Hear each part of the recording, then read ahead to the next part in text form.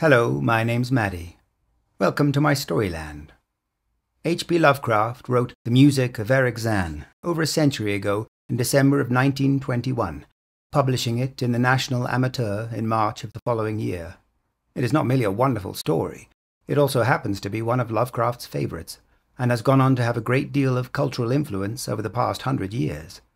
It has been included in countless anthologies, most recently in Ramsey Campbell's excellent folio book of horror stories. It has been adapted into comic books, video games, and both short and feature-length films, and a realization of Zann's music itself has been attempted by artists, composers, and bands ranging from Japanese jazz rock to French avant-garde musical theatre to German ambient electronica to Hungarian progressive metal. The reason the music can be imagined in so many ways is one of the reasons it is such a compelling and disturbing story. It leaves much to the imagination. Much indeed. Where does the story take place? We don't know. Probably France, possibly Paris, but it could be any French-speaking country. The street at the centre of the story, the Rue d'Orsay, certainly sounds French, but even that is not so. Orsay is not a French word at all, though many believe Lovecraft derived the word from the French expression au seuil, meaning at the threshold, or perhaps in this case, the doorway. When does the story take place? We don't know, though probably in the late 18 or early 1900s. Who is the narrator? We don't know. A foreigner, like Zann himself, a student of metaphysics. And that is all. We never even learn his name. And what of the music? What are the haunting sounds the narrator hears? What manner of notes and chords and harmonics are produced by Zann's viol? We don't know. We can only guess. And perhaps, as the narrator himself concludes, that is for the best. Perhaps you may only purchase such knowledge with your sanity. But we can imagine. Lovecraft gives us just enough to allow us to imagine. This is a story about looking into the abyss. It's about gates and gatekeepers, about eldritch horrors and otherworldly dimensions. It's about the nebulous and the unimaginable. It's about what cannot be described and what should not be described. And today, it is my pleasure to read it to you. Are you ready? Then let's begin. The Music of Erich Zann by H.P. Lovecraft. I have examined maps of the city with the greatest care, yet have never again found the Rue d'Orsay. These maps have not been modern maps alone, for I know that names change. I have, on the contrary, delved deeply into all the antiquities of the place, and have personally explored every region of whatever name which could possibly answer to the street I knew as the Rue d'Orsay. But despite all I have done, it remains an humiliating fact that I cannot find the house, the street, or even the locality where, during the last months of my impoverished life as a student of metaphysics at the university, I heard the music of Erich Zann. That my memory is broken, I do not wonder, for my health, physical and mental, was gravely disturbed throughout the period of my residence in the Rue d'Orsay, and I recall that I took none of my few acquaintances there. But that I cannot find the place again is both singular and perplexing, for it was within a half-hour's walk of the university, and was distinguished by peculiarities which could hardly be forgotten by anyone who had been there. I have never met a person who has seen the Rue d'Orsay. The Rue d'Orsay lay across a dark river, bordered by precipitous brick, blear-windowed warehouses, and spanned by a ponderous bridge of dark stone. It was always shadowy along that river, as if the smoke of neighbouring factories shut out the sun perpetually. The river was also odorous with evil stenches, which I have never smelt elsewhere, and which may some day help me to find it, since I should recognize them at once. Beyond the bridge were narrow cobbled streets with rails, and then came the ascent, at first gradual, but incredibly steep as the Rue d'Orsay was reached. I have never seen another street as narrow and steep as the Rue d'Orsay. It was almost a cliff, closed to all vehicles, consisting in several places of flights of steps, and ending at the top in a lofty, ivied wall. Its paving was irregular, sometimes stone slabs, sometimes cobblestones, and sometimes bare earth with struggling greenish-grey vegetation. The houses were tall, peaked-roofed, incredibly old, and crazily leaning backward, forward, and sideways. Occasionally, an opposite pair, both leaning forward, almost met across the street like an arch, and certainly they kept most of the light from the ground below. There were a few overhead bridges from house to house across the street.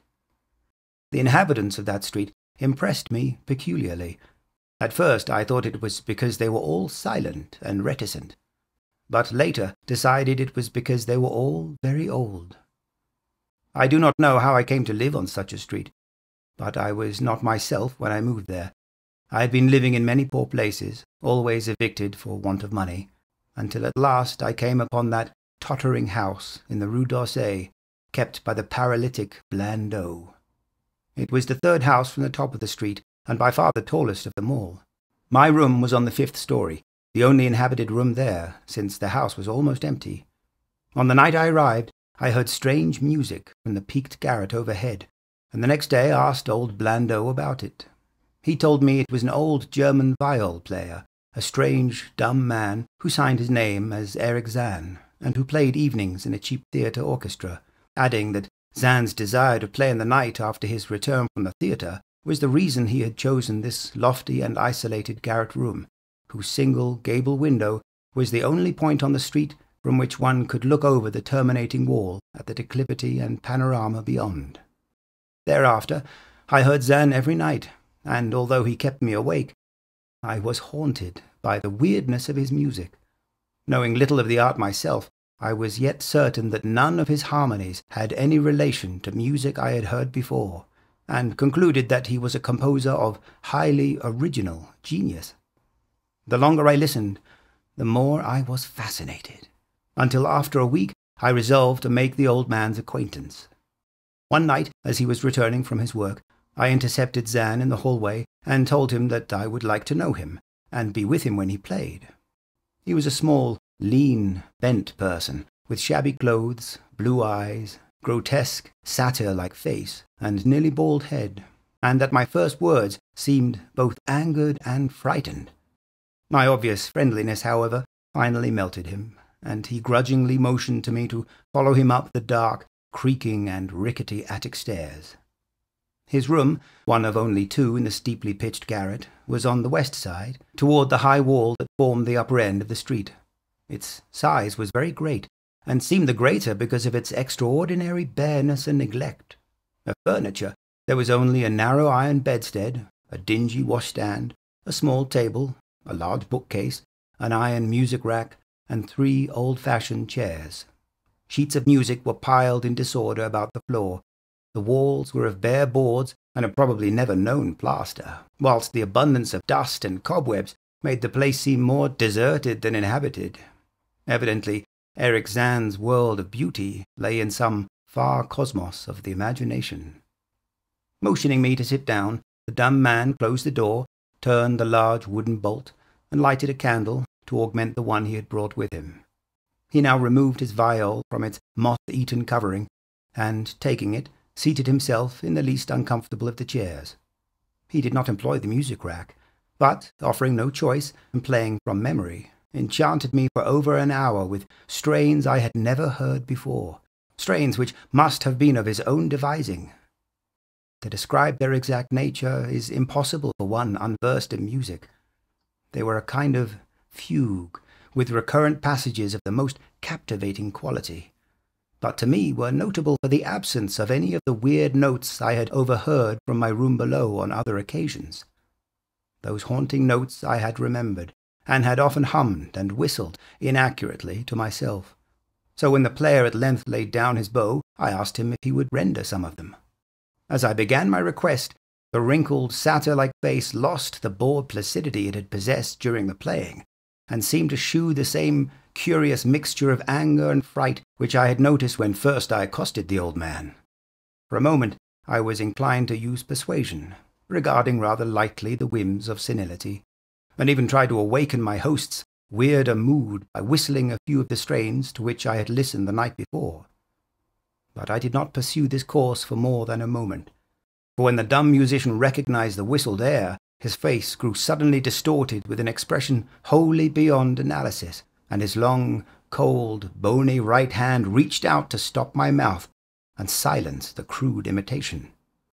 As he did this, he further demonstrated his eccentricity by casting a startled glance towards the lone curtained window, as if fearful of some intruder. A glance doubly absurd, since the garret stood high and inaccessible above all the adjacent roofs, this window being the only point on the steep street, as the concierge had told me, from which one could see over the wall at the summit. The old man's glance brought Blando's remark to my mind, and with a certain capriciousness I felt a wish to look out over the wide and dizzying panorama of moonlit roofs and city lights beyond the hilltop, which, of all the dwellers in the Rue d'Orsay, only this crabbed musician could see. I moved towards the window, and would have drawn aside the nondescript curtains, when with a frightened rage even greater than before the dumb lodger was upon me again, this time motioning with his head towards the door as he nervously strove to drag me thither with both hands. Now thoroughly disgusted with my host, I ordered him to release me, and told him I would go at once. His clutch relaxed, and as he saw my disgust and offence, his own anger seemed to subside. He tightened his relaxing grip, but this time in a friendly manner, forcing me into a chair, then, with an appearance of wistfulness, crossing to the littered table, where he wrote many words with a pencil in the laboured French of a foreigner. The note which he finally handed to me was an appeal for tolerance and forgiveness. Zann said that he was old, lonely, and afflicted with strange fears and nervous disorders connected with his music and with other things. He had enjoyed my listening to his music, and wished I would come again and not mind his eccentricities. But he could not play to another his weird harmonies, and could not bear hearing them from another, nor could he bear having anything in his room touched by another. He had not known, until our hallway conversation, that I could overhear his playing in my room, and now asked me if I would arrange with Blando to take a lower room, where I could not hear him in the night. He would, he wrote, defray the difference in rent. As I sat, deciphering the execrable French, I felt more lenient towards the old man. He was a victim of physical and nervous suffering, as was I, and my metaphysical studies had taught me kindness. In the silence there came a slight sound from the window. The shutter must have rattled in the night wind, and for some reason I started almost as violently as did Erich Zann. So when I had finished reading, I shook my host by the hand and departed as a friend. The next day, Blando gave me a more expensive room on the third floor, between the apartments of an aged money-lender and the room of a respectable upholsterer. There was no one on the fourth floor. It was not long before I found that Zann's eagerness for my company was not as great as it had seemed while he was persuading me to move down from the fifth story. He did not ask me to call on him, and when I did call, he appeared uneasy and played listlessly. This was always at night. In the day he slept and would admit no one. My liking for him did not grow, though the attic room and the weird music seemed to hold an odd fascination for me. I had a curious desire to look out of that window, over the wall and down the unseen slope, at the glittering roofs and spires which must lie outspread there. Once I went up to the garret during theatre hours, when Zann was away, but the door was locked. What I did succeed in doing was to overhear the nocturnal playing of the dumb old man. At first I would tiptoe up to my old fifth floor. Then I grew bold enough to climb the last creaking staircase to the peaked garret. There, in the narrow hall, outside the bolted door with the covered keyhole, I often heard sounds which filled me with an indefinable dread, the dread of vague wonder and brooding mystery.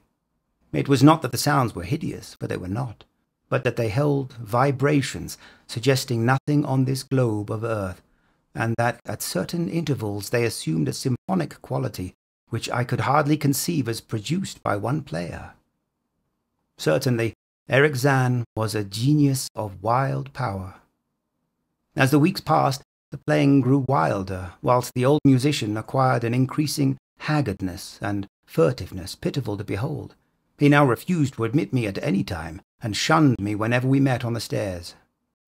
Then one night, as I listened at the door, I heard the shrieking viol swell into a chaotic babble of sound, a pandemonium which would have led me to doubt my own shaking sanity, had there not come from behind that barred portal a piteous proof that the horror was real, the awful, inarticulate cry which only a mute can utter, and which rises only in moments of the most terrible fear or anguish. I knocked repeatedly at the door, but received no response. Afterward, I waited in the black hallway, shivering with cold and fear, till I heard the poor musician's feeble effort to rise from the floor by the aid of a chair. Believing him just conscious after a fainting fit, I renewed my rapping, at the same time calling out my name reassuringly. I heard Zann stumble to the window and close both shutter and sash, then stumble to the door, which he falteringly unfastened to admit me. This time his delight at having me present was real, for his distorted face gleamed with relief while he clutched at my coat as a child clutches at its mother's skirts. Shaking pathetically, the old man forced me into a chair, whilst he sank into another, beside which his viol and bow lay carelessly on the floor. He sat for some time, inactive, nodding oddly, but having a paradoxical suggestion of intense and frightened listening. Subsequently, he seemed to be satisfied, and crossing to a chair by the table, wrote a brief note, handed it to me, and returned to the table, where he began to write rapidly and incessantly. The note implored me, in the name of mercy, and for the sake of my own curiosity, to wait where I was while he prepared a full account in German of all the marvels and terrors which beset him. I waited, and the dumb man's pencil flew. It was perhaps an hour later, while I still waited, and while the old musician's feverishly written sheets still continued to pile up, that I saw Zann start as from the hint of a horrible shock. Unmistakably he was looking at the curtained window and listening shudderingly. Then I half fancied I heard a sound myself, though it was not a horrible sound, but rather an exquisitely low and infinitely distant musical note, suggesting a player in one of the neighbouring houses, or in some abode beyond the lofty wall over which I had never been able to look. Upon Zann the effect was terrible, for dropping his pencil, suddenly he rose, seized his viol, and commenced to rend the night with the wildest playing I had ever heard from his bow, save when listened at the barred door. It would be useless to describe the playing of Erich Zann on that dreadful night.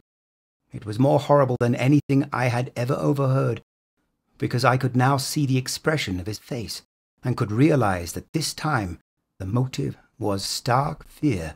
He was trying to make a noise, to ward something off, or drown something out, what I could not imagine, awesome though I felt it must be. The playing grew fantastic, delirious and hysterical, yet kept to the last the qualities of supreme genius which I knew this strange old man possessed. I recognized the air. It was a wild Hungarian dance popular in the theatres, and I reflected for a moment that this was the first time I had ever heard Zann play the work of another composer. Louder and louder, wilder and wilder mounted the shrieking and whining of that desperate viol. The player was dripping with an uncanny perspiration and twisted like a monkey, always looking frantically at the curtained window. In his frenzied strains I could almost see shadowy satyrs and bacchanals dancing and whirling insanely through seething abysses of clouds and smoke and lightning. And then I thought I heard a shriller, steadier note that was not from the viol, a calm, deliberate, purposeful, mocking note from far away in the west. At this juncture the shutter began to rattle in a howling night wind which had sprung up outside as if in answer to the mad playing within. Zann's screaming viol now outdid itself, emitting sounds I had never thought a viol could emit. The shutter rattled more loudly, unfastened, and commenced slamming against the window. Then the glass broke shiveringly under the persistent impacts, and the chill wind rushed in, making the candles sputter and rustling the sheets of paper on the table where Zann had begun to write out his horrible secret. I looked at Zann and saw that he was past conscious observation. His blue eyes were bulging, glassy and sightless, and the frantic playing had become a blind, mechanical, unrecognizable orgy that no pen could even suggest. A sudden gust, stronger than the others, caught up the manuscript and bore it toward the window. I followed the flying sheets in desperation, but they were gone before I reached the demolished panes. Then I remembered my old wish to gaze from this window, the only window in the Rue d'Orsay from which one might see the slope beyond the wall and the city outspread beneath. It was very dark, but the city's lights always burned, and I expected to see them there amidst the rain and wind. Yet when I looked from that highest of all gable windows, looked while the candles sputtered and the insane viol howled with the night wind, I saw no city spread below, and no friendly lights gleaming from remembered streets, but only the blackness of space, illimitable, unimagined space alive with motion and music, and having no semblance to anything on earth. And as I stood there looking in terror, the wind blew out both the candles in that ancient peaked garret, leaving me in savage and impenetrable darkness, with chaos and pandemonium before me, and the demon madness of that night-baying viol behind me. I staggered back in the dark without the means of striking a light, crashing against the table, overturning a chair, and finally groping my way to the place where the blackness screamed with shocking music. To save myself and Erich Zann I could at least try, whatever the powers opposed to me. Once I thought some chill thing brushed me and screamed, but my scream could not be heard above that hideous viol. Suddenly, out of the blackness, the madly sawing bow struck me, and I knew I was close to the player. I felt a head touch the back of Zann's chair, and then found and shook his shoulder in an effort to bring him to his senses. He did not respond, and still the viol shrieked on without slackening. I moved my hand to his head, whose mechanical nodding I was able to stop, and shouted in his ear that we must both flee from the unknown things of the night. But he neither answered me, nor abated the frenzy of his unutterable music, while all through the garret strange currents of wind seemed to dance in the darkness and babble. When my hand touched his ear, I shuddered, though I knew not why. Knew not why till I felt of the still face, the ice-cold, stiffened, unbreathing face, whose glassy eyes bulged uselessly into the void. And then, by some miracle finding the door and the large wooden bolt, I plunged wildly away from that glassy-eyed thing in the dark, and from the ghoulish howling of that accursed viol, whose fury increased even as I plunged. Leaping, floating, flying down those endless stairs through the dark house, racing mindlessly out into the narrow, steep and ancient streets of steps and tottering houses, clattering down steps and over cobbles to the lower streets and the putrid, canyon-walled river, panting across the great dark bridge to the broader, healthier streets and boulevards we know. All these are terrible impressions that linger with me. And I recall that there was no wind, and that the moon was out, and that all the lights of the city twinkled. Despite my most careful searches and investigations, I have never since been able to find the Rue d'Orsay. But I am not wholly sorry, either for this or for the loss in undreamable abysses of the closely written sheets which alone could have explained the music of Erich Zann.